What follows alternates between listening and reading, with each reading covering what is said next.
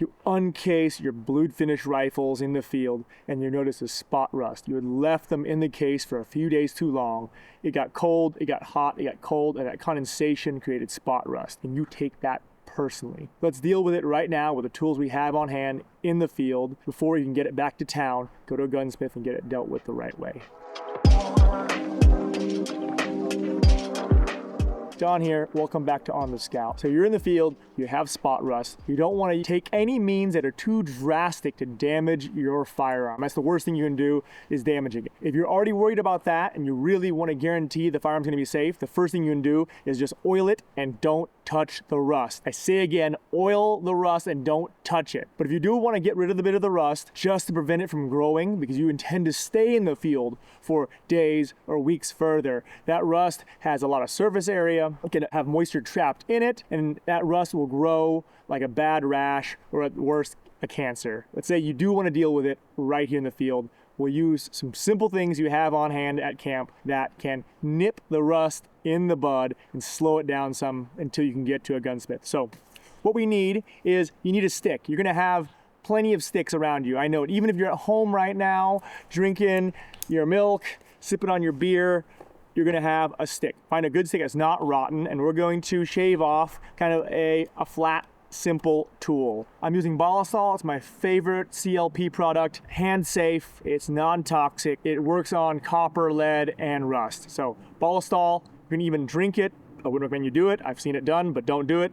It'll actually work on the rust. So let's get the Ballistol on and then work it with our tool. I have some awesome vintage rifles right here. They're well used, well loved. I'm not the first owner. These weapons are older than me by a generation, maybe 2 generations older than me. They're old. This is a World War II vintage firearm, and it has spot rust. I keep it surface lubed up with plenty of CLP to prevent moisture from getting on there. CLP works because it is hydrophobic. It will emulsify and turn white when moisture touches it. So when moisture comes onto the surface of a firearm, instead of affecting the steel, the iron atoms in the steel, it will combine the Ballistol and emulsify.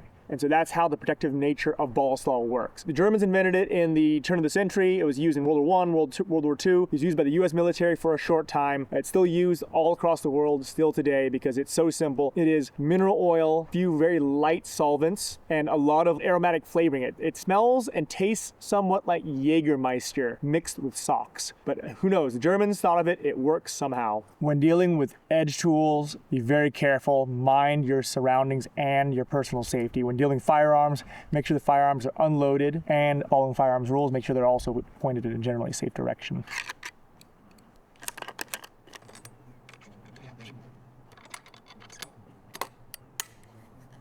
We're gonna apply the Ballistol and let it work. It helps to have a rag or a napkin to help spread it out. It's nice to have a product that's hand safe and food safe like Ballistol. I'm just not even worried about getting it in my hands. I can't say the same thing about WD-40 or CLP or all the other gun cleaning products out there. As I'm running the Ballistol in and letting it work, this is also a good time to get Ballistol over all the metal surfaces of a firearm so it'll protect it, even if that area does not have surface rust, spot rust. I like to wet a corner of a napkin or a rag, and that way that little corner can get into spaces my fingers can't work.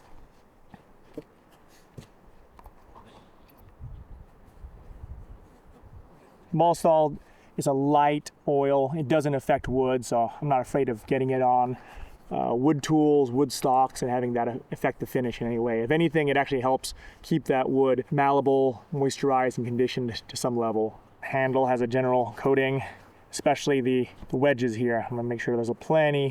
The Machete's been neglected for a long while. Woodson's Pal. Make sure just the edge has a coating of Ballistol to begin working on that edge. Anywhere the paint is getting chipped and thinned, there's gonna be rust there too. So in general, one of these older tools, you just kind of want to cover even the areas you think are rust resistant. The blued steel magazine, this is seeing a lot of surface rust. Let's get that coated up. So with that tool I made a bit earlier, some guys are saying that steel wool or a brass brush, but honestly, you have a stick all the time, it won't mar the bluing. So I'm gonna go over here to the receiver, and you can see the little spot rust bits Get a little bit more Ballistol on them. I'm gonna find the spot rust, add a bit more Ballistol, and use the stick tool I made and scratch off that surface rust. Removing the increased surface area of the rust will help knock it down, keep the firearm looking nice, but also prevent attracting more moisture to that particular spot on the rifle. When your wooden tool gets really dulled out, you can use your pocket knife and resharpen it. Let's check out the muzzle. The muzzle was the biggest offender on this rifle, so let's get a bit more oil. Still see some on the surface. Let's scratch at it a bit more.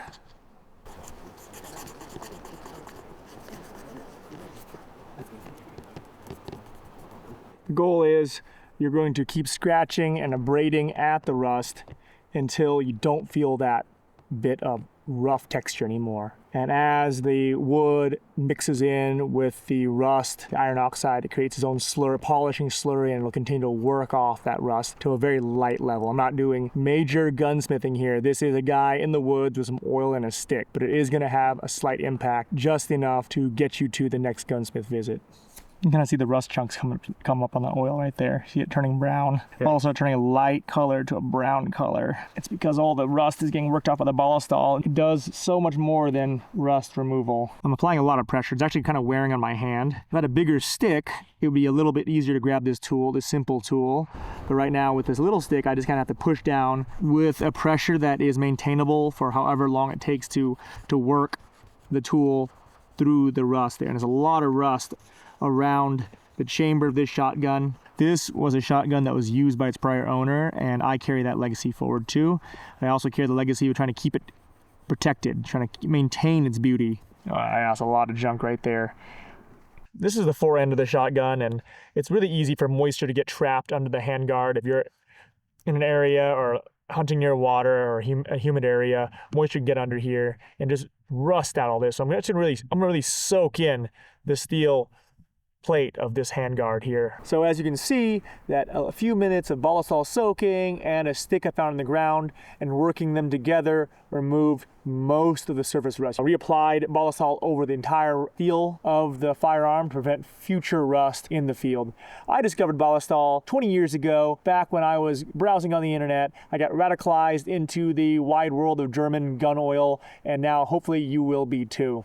Please join in the comments. Do you like Ballistol? Do you like what it did? Do you like the technique I use? Let me know in the comments. I answer and discuss with everyone I can. It's where the learning happens. If you want to support niche content like this, please join me on Patreon, become a YouTube member, like, subscribe, most importantly, share this content. It helps defeat the anti-gun algorithm on YouTube more than anything. Thanks so much for watching. I'm Don, on the Scout.